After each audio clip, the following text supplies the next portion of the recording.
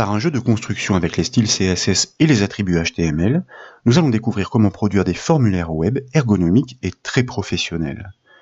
Dans l'exemple finalisé illustré à l'écran, au clic sur le bouton Login, un formulaire d'identification surgit avec un effet de zoom animé. Dans le même temps, et pour bien le mettre en évidence, tout l'arrière-plan est atténué avec un voile d'opacité, comme vous pouvez le voir. Et si l'utilisateur choisit de cliquer directement sur le bouton Identification sans renseigner l'intégralité des informations, constatez-le, le formulaire se bloque automatiquement et surligne les champs obligatoires. D'ailleurs, en passant la souris sur l'une ou l'autre zone, une infobulle apparaît. Elle indique de compléter le champ en question. Lorsque l'utilisateur tape les premiers caractères, comme ici par exemple pour le nom, l'indication de guide à la saisie disparaît automatiquement. À ce titre, vous pouvez remarquer que l'inscription du mot de passe, quant à lui, est encodée. Et lorsque l'utilisateur clique enfin sur le bouton Identification, donc après avoir renseigné les deux éléments, eh bien les données sont soumises et passées dans l'URL de la page web. Et nous le verrons, tous ces comportements sont gérés par les styles CSS et des attributs HTML sans l'intervention du code JavaScript. Pour les démonstrations, nous proposons d'appuyer l'étude sur une page web à la construction quelque peu amorcée. Comme toujours, ces sources sont offertes au téléchargement depuis le site bombache.fr. Nous trouvons donc le fichier de la page web nommé index.htm. Il est accompagné de sa feuille de style dans le sous-dossier CSS, mais aussi de l'avatar que vous avez pu apercevoir sur la console d'identification, donc dans le sous-dossier IMG. Pour débuter, je vous invite à double-cliquer sur ce fichier index.htm pour l'ouvrir dans le navigateur web par défaut. Nous retrouvons la page web de la présentation avec le bouton de login sur lequel je vous propose de cliquer. Pour constater que le formulaire s'affiche, certes, mais il apparaît fort dépourvu et quelque peu disgracieux. De nombreux défauts sont à remarquer. Tout d'abord, il s'aligne sur le bord gauche de la page web et surgit brusquement sans voile d'opacité sur l'arrière-plan. Les zones de saisie ne sont pas mises en valeur. Elles apparaissent noyées dans le flux. Le bouton d'identification n'occupe pas la largeur de l'espace disponible. De fait, il accueille la case à cocher à ses côtés. Et les indications de guide à la saisie brillent par leur absence. Enfin, si vous tapez un mot de passe, celui-ci n'est pas encodé. En revanche, si vous cliquez sur l'icône de la croix en haut à droite du formulaire ou encore sur le bouton annuler en bas à gauche du formulaire, ce dernier disparaît correctement pour rendre le champ libre à la page web. De nouveau, à la racine du dossier de décompression, cette fois je vous propose de cliquer droit sur ce fichier index.htm pour choisir dans le menu contextuel de l'ouvrir avec un éditeur comme le Notepad++. Ainsi, nous accédons à la structure HTML de cette page web. La référence à la feuille de style, mes styles CSS, est clairement annoncée en en-tête de code. Et comme le stipule ou le rappelle son chemin relatif, elle est effectivement placée dans le sous-dossier local CSS. La construction qui nous concerne est relativement complexe. Elle est placée dans le calque, balise div, associé au style conteneur. Tout d'abord, vous notez la présence d'un bouton, button, donc associé au style bouton bleu et taille L. Et par le biais d'un code JavaScript, on-click, ce bouton commande l'affichage de la boîte de dialogue reconnue par son nom, BDG, ou plutôt son identifiant, ID, en réglant l'attribut display sur la valeur bloc. Cette boîte de dialogue est située juste en dessous dans le code HTML, et comme vous pouvez le voir, elle est associée au style boîte. Donc, fort de ces connaissances, à la racine du dossier de décompression de nouveau, cette fois je vous propose de double-cliquer sur le sous-dossier CSS pour l'ouvrir, et dès lors, nous allons cliquer droit sur la feuille de style pour choisir comme précédemment de l'ouvrir dans le menu contextuel avec un éditeur comme le Notepad++. Au milieu de cette feuille de style, nous trouvons effectivement le style boîte. Ce calque occupe 100% de largeur, width, 100%, et 100% de hauteur, height, 100%. Son style display est réglé à none pour masquer l'intégralité de la boîte de dialogue, tant que le clic sur le bouton JavaScript n'a pas inversé la valeur de cet attribut. Dans ce jeu de construction au fil de la découverte de la structure HTML, nous souhaitons premièrement profiter de ce premier style découvert pour appliquer un voile d'opacité sur l'arrière-plan à l'affichage de la boîte de dialogue. Et pour cela donc, je vous invite à poursuivre à la fin de ce style son implémentation. Nous allons ajouter l'instruction CSS faisant appel à l'attribut background color que nous allons régler grâce à une fonction CSS un peu particulière, RGBA, à laquelle nous allons passer 4 paramètres, tout d'abord 3 fois 0 et enfin 0.4, nous fermons la parenthèse et nous ponctuons notre syntaxe avec le point-virgule. La fonction CSS RGBA agit sur le calque mais pas sur ses dépendances, c'est-à-dire pas sur les calques imbriqués. Donc l'arrière-plan doit être tamisé à l'apparition mais pas la boîte de dialogue. Cette fonction applique en effet une couleur de fond noir 0,0,0 avec une opacité à 40%, 0.4. L'arrière-plan étant défini à 100% en width comme en height, largeur et hauteur, c'est toute la page qui doit être concernée. Pour le constater, bien sûr, je vous propose d'enregistrer les modifications, de revenir sur la page web, d'actualiser le cache du navigateur avec le raccourci clavier CTRL F5 et naturellement de cliquer sur le bouton Login. Un voile d'opacité recouvre effectivement l'arrière-plan. Mais à ce stade, fort naturellement, la boîte de dialogue est encore fort mal structurée. Dans ce jeu de construction par retouche au fil de la découverte, nous souhaitons désormais replacer la boîte de dialogue au centre de la page web. Je vous propose donc tout d'abord de revenir dans l'éditeur Notepad, mais cette fois sur le code de la page HTML index.html.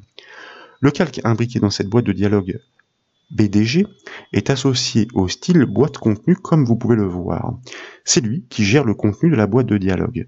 Donc, eh bien, nous pouvons basculer sur la feuille de style pour le trouver et constater d'ailleurs qu'il est positionné juste en dessous du style boîte. Une largeur effective pour cette boîte de dialogue est fixée à 600 px, soit 600 pixels. Une ombre portée doublée lui est appliquée grâce à l'attribut Box Shadow.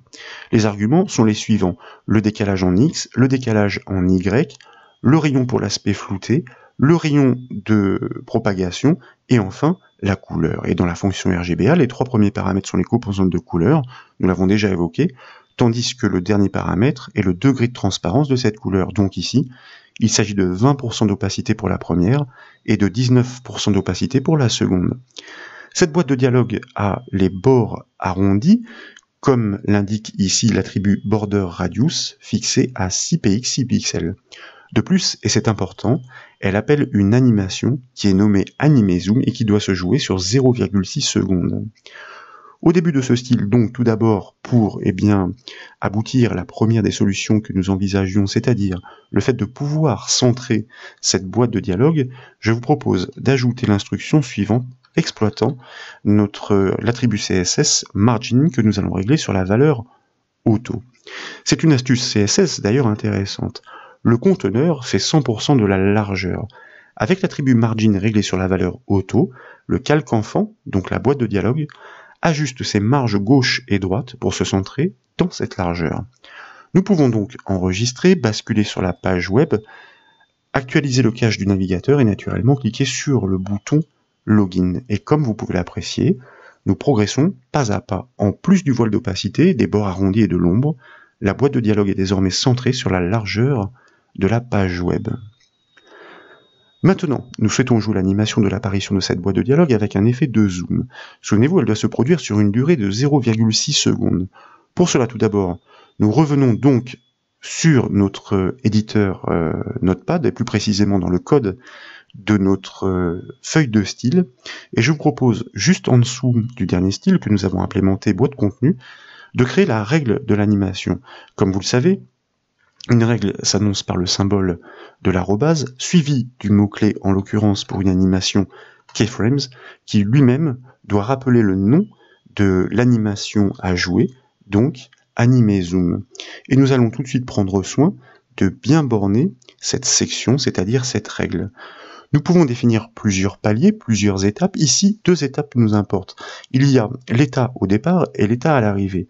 L'état au départ, donc, se définit grâce au mot-clé from, c'est une section, un palier, une étape, donc nous bornons cette section. Et nous allons ici utiliser l'attribut CSS transform pour pouvoir le régler grâce à une fonction CSS, en l'occurrence ici nouvelle, que nous ne connaissons pas ensemble en tout cas, scale, à laquelle nous passons la valeur 0.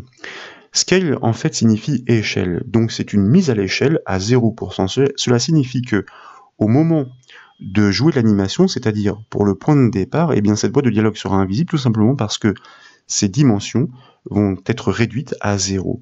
En revanche, nous devons maintenant définir l'état d'arrivée, donc que nous annonçons par le mot-clé tout, et puis nous allons bien sûr borner une fois encore cette section, cette étape, pour pouvoir, par le biais du même attribut et de la même fonction, cette fois, eh bien lui rendre son état d'origine avec une échelle réglée à 100% pour qu'elle recouvre toutes ces dimensions.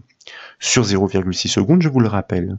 Nous enregistrons donc les modifications, nous revenons sur notre page web, nous actualisons le cache du navigateur avec le raccourci clavier CTRL F5, puis il ne nous reste plus qu'à cliquer sur le bouton Login. Et comme vous pouvez le voir, la boîte de dialogue apparaît centrée, avec l'arrière-plan tamisé et un effet de zoom progressif.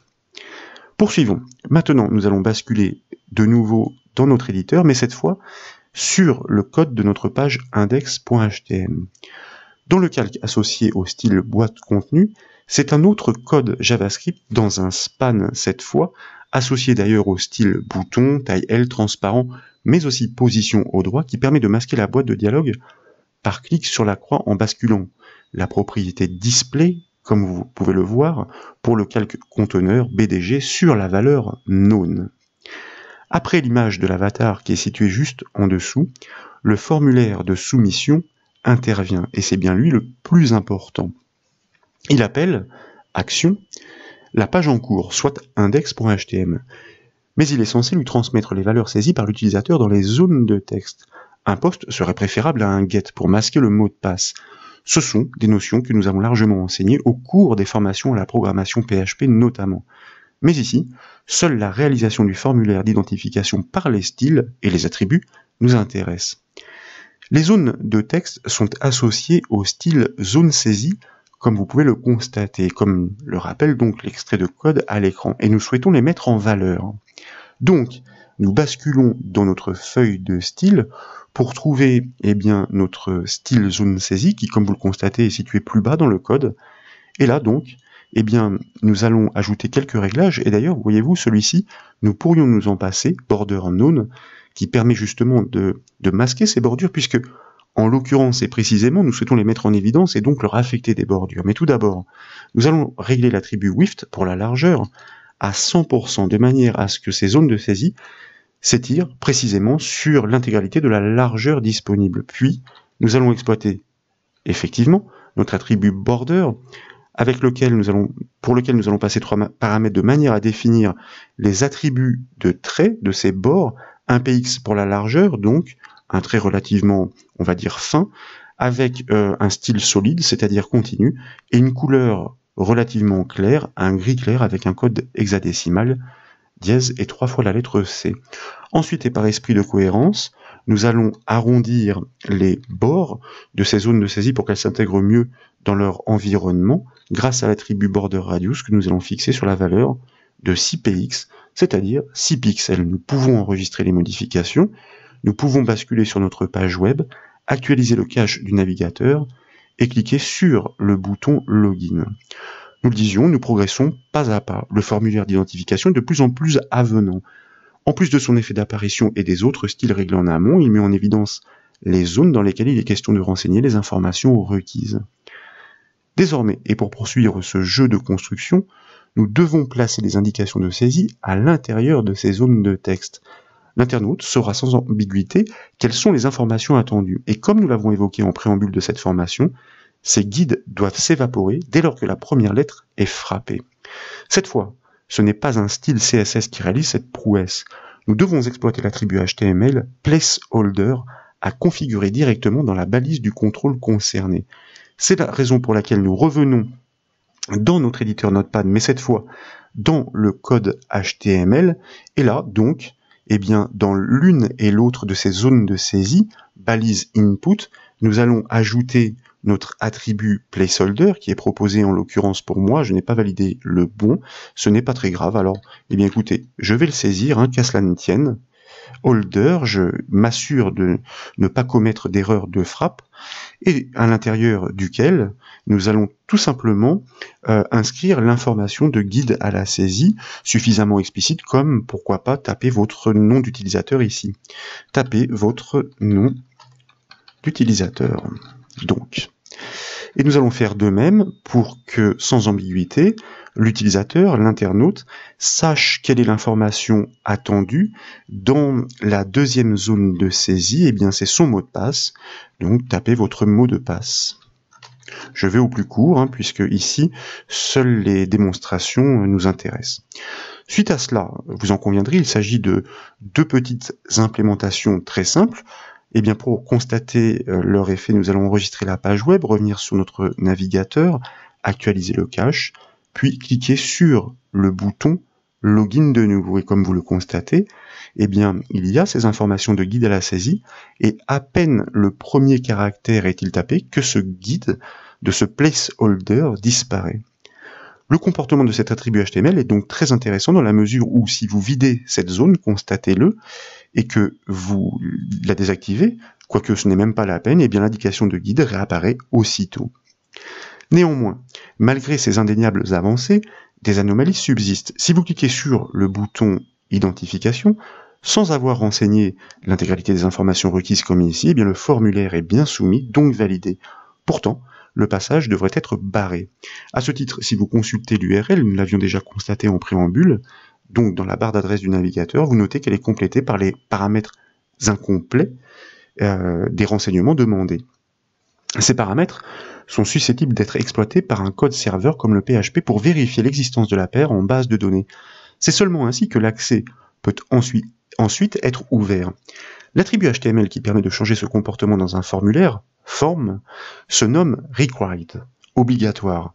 Il ne demande aucun paramètre. C'est la raison pour laquelle nous revenons dans notre code HTML, et cette fois donc en bout de piste pour chacune de ces deux balises, eh bien, donc celle des zones de saisie, je vous propose d'ajouter effectivement eh bien, cet attribut required pour bien tout simplement indiquer à notre formulaire d'identification qui encapsule toutes ces informations que ces informations, si elles ne sont pas saisies, eh bien, ne doivent pas permettre la validation, la soumission du formulaire. Je vous rappelle que nous sommes bien dans notre formulaire ici.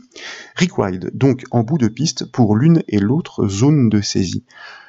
Comme toujours, nous enregistrons les modifications, nous revenons sur notre page web, nous actualisons le cache.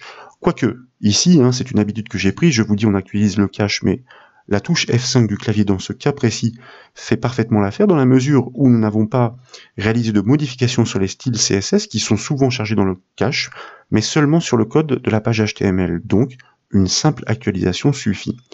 Nous cliquons sur notre bouton Login pour voir apparaître notre formulaire d'identification et dès lors, eh bien, je vous propose de cliquer sur le bouton Identification. Et comme vous pouvez l'apprécier, lorsque des renseignements sont manquants, comme ici, cette fois la route est effectivement barrée. Les zones de saisie sont encapsulées dans le formulaire, nous y revenons, et en raison de la présence de cet attribut required attaché aux deux zones, l'événement de soumission, submit, est refusé. Mais ce n'est pas tout, l'accent est automatiquement mis sur les informations à compléter, et pour cela, nous avons saisi un simple attribut, je vous le rappelle, required. Maintenant, dans les améliorations que nous devons apporter, il est tout à fait naturel d'apporter une solution pour les caractères du mot de passe saisi afin qu'il ne soit pas visible par une tierce personne. Et pour encoder ce mot de passe, c'est un attribut HTML, une fois encore, qui donne la réplique. L'attribut type ou type, accompagné de la valeur password, permet de transformer la zone de texte en une zone de saisie spécifiquement dédiée au mot de passe. Donc, nous revenons dans notre code HTML, nous allons nous placer, comme nous le disions, dans notre balise input, mais pour celle qui concerne le mot de passe, donc MDP, de manière à pouvoir régler effectivement cet attribut type sur la valeur password. C'est aussi simple que cela. Nous enregistrons les modifications, nous revenons sur notre page web, que nous actualisons donc avec la touche F5 du clavier, nous cliquons sur le bouton Login et puis nous tapons les premiers caractères d'un mot de passe. Et comme vous pouvez le constater, la saisie est désormais cryptée pour l'œil humain mais reste totalement limpide pour le code qui doit l'exploiter. Nous avons donc bien avancé pour un usage professionnel d'un formulaire web. Il nous reste un dernier peaufinage à envisager. Le bouton d'identification, nous l'avons dit, doit occuper la largeur totale disponible. Ainsi, nous offrirons plus de clarté et d'ergonomie à l'utilisateur. Nous n'avons qu'à régler l'attribut CSS Width. Le bouton d'identification est associé au style bouton, bloc, bleu, section et décalage.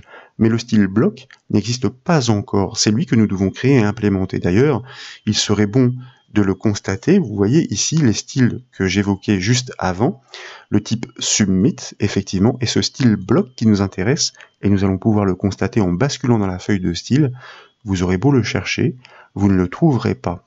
Donc je vous propose de vous placer, par exemple, après le dernier style que nous avons implémenté, zone saisie, pour créer ce simplissime nouveau style que nous nommons bloc, puisque c'est ainsi qu'il est appelé par sa balise, ou plutôt c'est ainsi que sa balise est associée à ce style, et nous allons simplement régler donc l'attribut width sur la valeur de 100% et nous ponctuons notre syntaxe.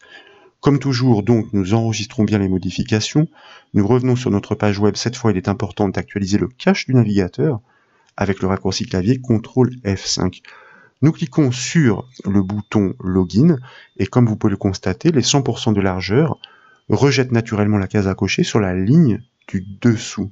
Et comme vous pouvez l'apprécier une fois de plus, nous avons rendu un formulaire d'identification web totalement fonctionnel et parfaitement professionnel grâce au style CSS, mais aussi à certains attributs HTML fort précieux.